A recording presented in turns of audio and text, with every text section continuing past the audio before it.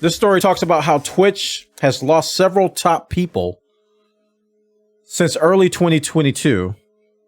Sources speaking to Bloomberg say that the company lacks strategy and leadership, but most of all, Twitch has lost touch with its North Star creators.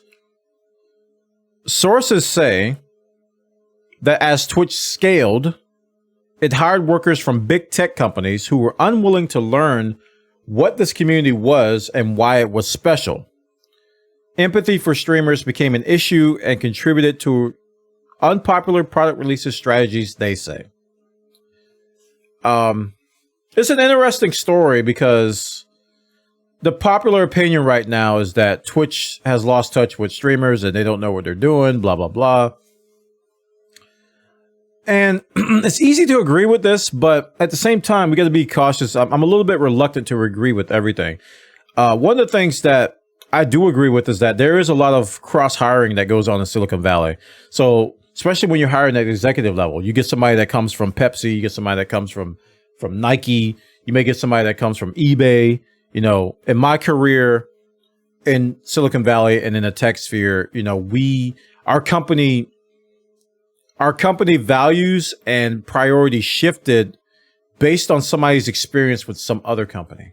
I don't want to talk about specifics because I don't know if I have rights to talk about this, but you know, I was with a company where I think the time I was with the company for like 10 to 11 years, we had like 5 different CEOs. And depending on the CEO, where they came from, that's how things were done. So it was a constant culture change, right? And this was at the top level. Twitch isn't going through anything this extreme, but they are going through something that is very similar, if you ask me.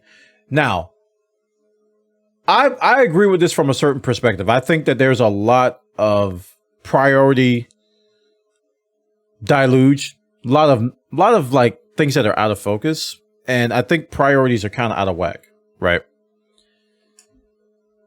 And I do believe that at the top of the top, like Emmett, I watched an interview with him and Justin Kahn, you know, the Justin from Justin.tv, and he was talking about just the company's values and where Twitch is going to be going in the Web3, you know, that whole thing, right? Which is a very interesting thing to me because that's the future. But what he said is that a lot of what happens with Web3, or a lot that's what's going to happen with Web3, may not even affect Twitch because it's not streamer focused. A lot of the Web3 talk is around technology, you know, that can increase or improve user experiences, blah, blah, blah, but not necessarily streamer stuff. And Emmett kept talking about how Twitch is all about being focused on the streamer. That was like his number one thing, right? And this article kind of points to that, about how the lack of, I guess you say, focus on streamer-centric features is a result of people hiring outside of the Twitch culture, which the Twitch culture is streamers first. They've kind of been that way since Justin.tv. They've always talked to streamers first, users second. That's how Justin TV was run. They built features around streamers, which is why I came over here, because a lot of the features that they had were catering to me, not necessarily the viewers. But at the end of the day, if they cater to the streamer, it should, in theory, propagate down to the users. So the streamer generally represents what his viewers wants. In general, that's what we're talking about. Now, I don't know who all they've added. Like, I don't have a list. This Bloomberg article might have it. But I can tell you, though, in the last couple of years, it's been ups and downs. Like during the TwitchCon phase, you know, remember during TwitchCon, they were doing like an Apple thing. We're like, oh, we're going to have this feature. We're going to have this feature. Oh, and one more thing, we're going to have this feature. That was kind of exciting, right? Because Twitch was really focusing on giving us things that we quote unquote wanted. And it kind of has died off over the last couple of years. And the things we've been getting have been puzzling. We've been getting some advertisement centric stuff. You know, the feature that they had where your viewers could boost your stream to show on the front page of Twitch by basically paying for advertising. Now, paying for advertising is something that I'm very familiar with. You know, I do it today for certain sites that I'm on. It's just as a business owner, you have to pay for advertising. That's just how it works. And the bigger companies, guess what? They pay for more advertising than the smaller companies. That's how the world works. So it didn't surprise me that Twitch was doing this.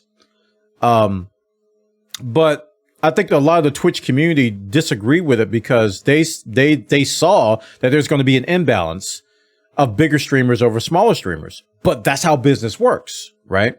So you can tell that feature probably didn't come from somebody who was familiar with the Twitch culture. This feature probably came from somebody who came from a different company, that came from eBay, that came from Coke, that came from Nike, that came from Pepsi, that came from some other big brand out there where this stuff was the norm. So they probably pitched the idea and they said, hey, let's do this, but we need to include the viewers somehow. We'll have the viewers pay for it. Done.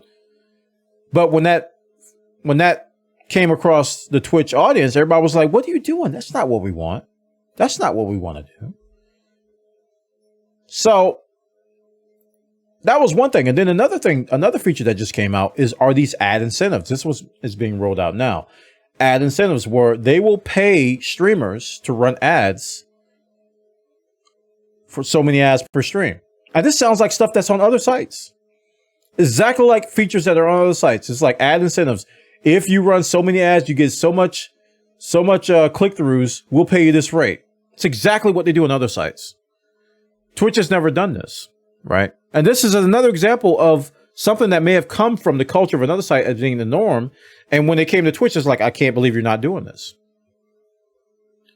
More and more of these features, this is just a couple off the top of my head. More and more of these features that are being pushed to us are big corporate, big company things, and Twitch is not a small company anymore, so kind of makes sense that we're moving towards that.